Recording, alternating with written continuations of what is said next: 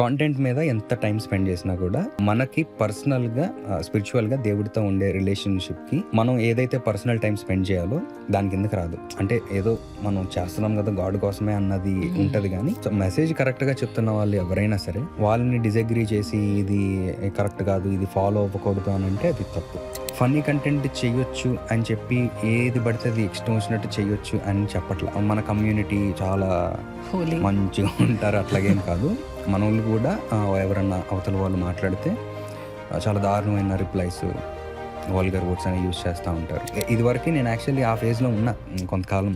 ఎక్కువగా కంటెంట్ మీద ఎక్కువ ఫోకస్, ఎక్కువ టైం దాన్ని స్పెండ్ చేయటం, ప్రేయర్ ఏదో చేసుకోవాలి కదా అని చెప్పి కాన్సెప్ట్ చేసుకోవటం, ఒక చాప్టర్ బైబిల్ చదువుకోవటం ఇట్లాగా. బట్ తర్వాత అర్థమైంది ఏంటి అని అంటే ఈవిల్ అని చెప్పాలి. ఆయన తీసేశారా లాస్ట్కి?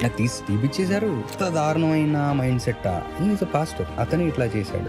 ఒక రీల్ ఉంది దాంట్లో, bro do you have caste అంటే, no bro, in our religion we don't have caste, we have denominations. కొంతమంది అయినా సరే అంటే ఉన్న థాట్స్ని బట్టి ఖచ్చితంగా ఎవరొకరు చూస్తారు, ఎంతోమందికి అది కనిపిస్తుంది. ఆ కనిపించే కొంతమందిలో కొంతమందికైనా 1 or 2% వాళ్ళకి హెల్ప్ఫుల్గా ఉంటే చాలు అన్న థాట్తో దిగాను తప్ప ఇంకా వేరే థాట్ ఏం లేదు.